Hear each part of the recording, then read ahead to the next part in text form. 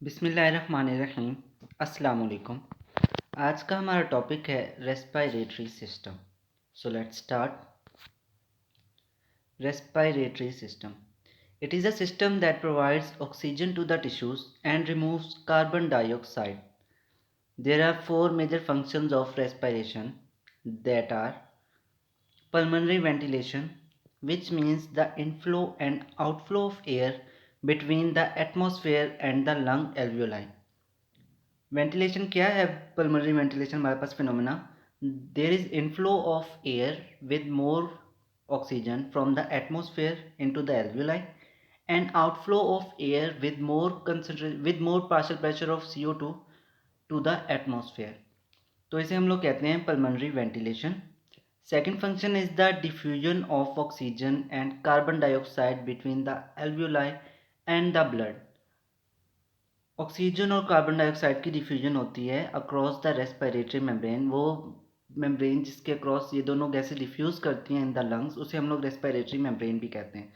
तो second function इसका है diffusion of the gases. Third function is the transport of oxygen and carbon dioxide in the blood and body fluids to and from the body's tissue cells. Body tissue cells तक हमने oxygen पहुंचानी है। वो कैसे पहुंचाते हैं ये भी हम लोग रेस्पिरेटरी सिस्टम में डिस्कस करते हैं, ये रेस्पिरेशन का एक मेजर फंक्शन है। और CO2 को हम लोग लेके आते हैं टिश्यू सेल से टुवर्ड्स द एल्वियोलाई, ताकि हम लोग CO2 को एक्सहेल कर सकें। तो तीसरा फंक्शन क्या हो गया रेस्पिरेटरी सिस्टम का? Transport of the gases. Fourth function is the regulation of ventilation and other facets of respiration. Components of respiratory system. Respiratory system consists of air passageways and lungs.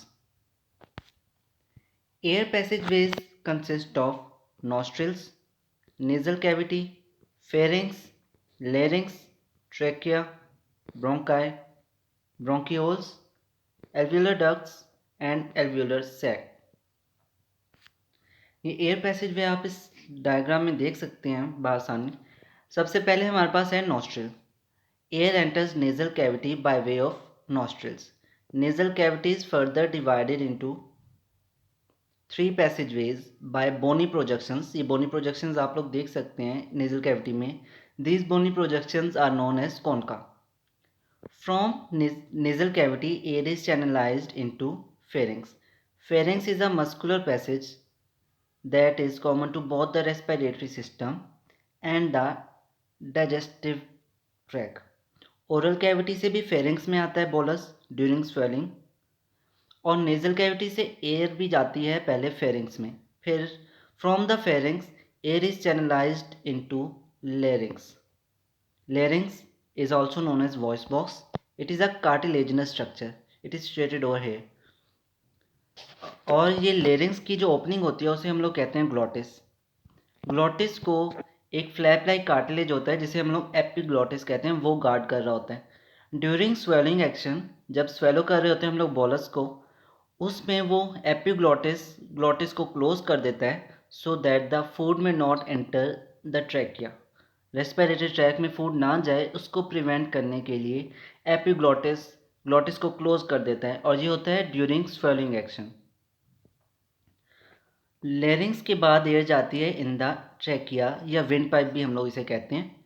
Trachea is situated ventral to the oesophagus. Posteriorly oesophagus हमारे पास होती है और anteriorly होती है trachea. Trachea has C shaped cartilaginous rings which prevent the trachea from collapse even when there is no air in the trachea. तो ये सी shaped cartilaginous rings जो होते हैं वो उसको प्रिवेंट करते हैं कि कोलैप्स ना कर जाए trachea. Trachea divides to give right and left bronchus. After entering the lungs, bronchi further divide and give smaller branches. यहाँ तक कि जो ब्रांचेज होती हैं उनका डायमीटर रह जाता है 1 मिलीमीटर, तो हम लोग उन्हें कहते हैं ब्रोंकियोल्स। ये सी शेप जो रिंग्स थी हमारे पास कार्टिलेजिनस, ये ग्रेजुअली हमारे पास कम होती जाती हैं और यहाँ तक कि जो ब्रोंकियोल्स होते हैं उनकी वॉल्स के अराउंड कोई कार्टिलेजिनस रिंग्स नहीं होती। जिस तरह की ट्रैकिया में होती हैं और ब्रोंकाई में होती हैं। आगे हम लोग ब्रोंक्यूल्स के बाद एयर कहाँ जाती है? एल्वियोलर डक्ट्स में। एल्वियोलर डक्ट से एल्वियोलर सैक्स, ये हैं एल्वियोलर सैक्स। एल्वियोलर सैक क्या हैं? सैक लाइक स्ट्रक्चर्स हैं, बहुत सारे एल्वियोलाई मिलके एल्वियोलर सैक बनाते हैं। और एल्वियोलाई के अराउंड, एल्वियोलर सैक के अराउंड होता है there is a rich network of capillaries, pulmonary capillaries. और जो लंग्स में डिफ्यूजन होती है of the oxygen and CO2, वो इन्हीं कैपिलरीज और एल्वियोलाई के दरमियान होती है। कैपिलरीज में ब्लड होता है, blood containing more CO2 from that is transported from the bodies tissues. वो CO2 डिफ्यूज़ हो जाती है from the blood into the alveoli. और जो एल्वियोलाई में मोर ऑक्सीजन होती है, ऑक्सीजन का प्रेशर चूँकि ज़्यादा होता है एल्वियोलाई में, तो वो डिफ्यूज़ कर जाती है इनटू द कैपिलरीज। और फिर यहाँ से ऑक्सीजन हम लोग ट्रांसपोर्ट करते हैं towards the body's tissue sales, और CO2 को यहाँ से हम लोग डिफ्यूजन के बाद एल्वियोलाई से एक्सहेल करवा देते हैं to get rid of the CO2। Lungs. What are lungs? Lungs are closed sacs placed in the chest cavity. They are connected to outside by way of trachea and nostrils or mouth. Lungs are spongy due to millions of alveoli. अब lungs में there are millions of alveoli, और alveoli में क्या होता है? हमारे पास air होती है, जिस वजह से lungs होते हैं स्पॉन्जी नेचर के। चेस्ट कैविटी की बाउंड्रीज आगे हम देखते हैं। Chest cavity is bounded by ribs and muscles on sides, whereas floor of chest cavity is called the diaphragm. Diaphragm क्या है हमारे पास? It is a dome shaped skeletal muscle sheet that separates thoracic and abdominal cavity. आगे diagram में आपको दिखाता हूँ। ये हैं लंग्स हमारे पास। They are situated in the chest cavity. Chest cavity is guarded by ribs. ये रिब्स हैं, आप देख सकते हैं। और इंटरकोस्टल मसल्स होते हैं जो कि रिब्स के दरमियान होते हैं। तो ये चेस्ट कैविटी की बाउंड्री बना देते हैं साइड से लेटरली। ऑन द साइड्स क्या होते हैं हमारे पास? रिब्स और मसल्स। जबकि फ्लोर क्या बना रही थी हमारे पास? डायाफ्राम। डायाफ्राम है dome shaped muscle. It forms the floor of chest cavity and it separates the thoracic cavity और chest cavity and the abdominal cavity. ये देखिए हमारे पास चेस्ट कैविटी है और ये हमारे पास एब्डोमिनल कैविटी, इनको सेपरेट करता है डायाफ्राम।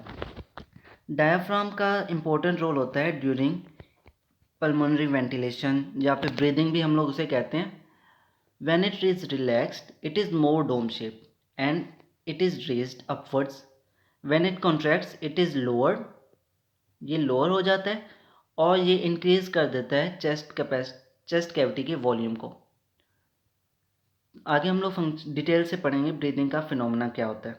ये अभी आपको सिर्फ ये दिखाना था कि लंग्स की सिचुएशन क्या है इन द चेस्ट कैविटी, और चेस्ट कैविटी की हमने बाउंड्रीज देखी हैं, फ्लोर देखी है, और साइड्स पे रिब्स और इंटरकोस्टल मसल्स होते हैं। ये हार्ट की सिचुएशन कैसे होती है? हार्ट बिटवीन द लंग्स होता है। It is slightly on the left side. और राइट और लेफ्ट लंग में एक इम्पोर्टेंट जो डिफरेंस है वो क्या है? राइट लंग में हमारे पास होते हैं 3 लोब्स। एक है अपर लोब हमारे पास, एक है मिडल लोब और एक है lower lobe.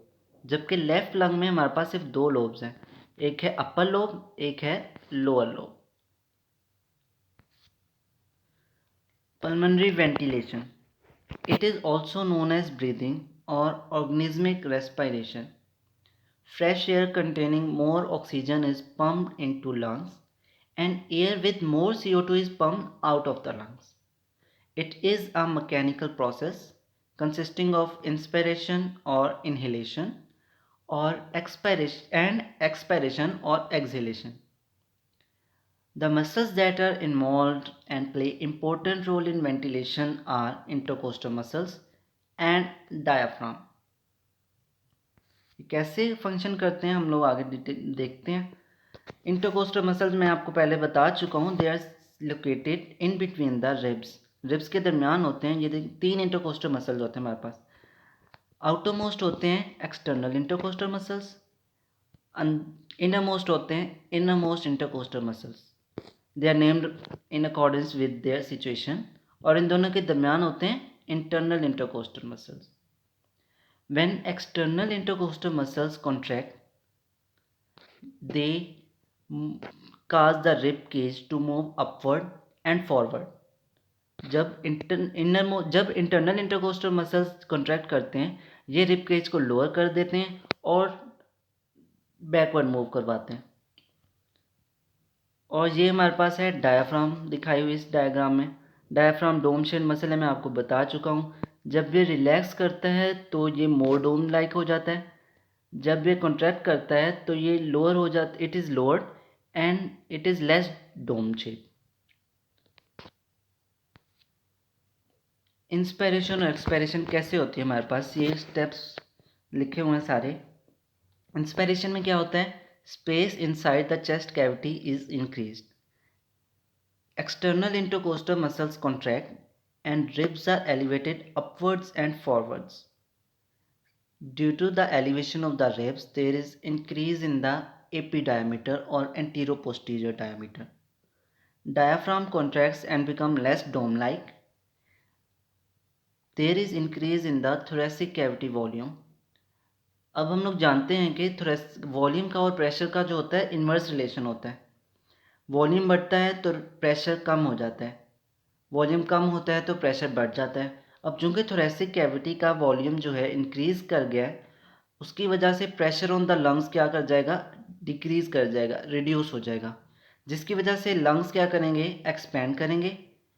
Due to the expansion of lungs, pressure within the lungs falls and air moves into the lungs.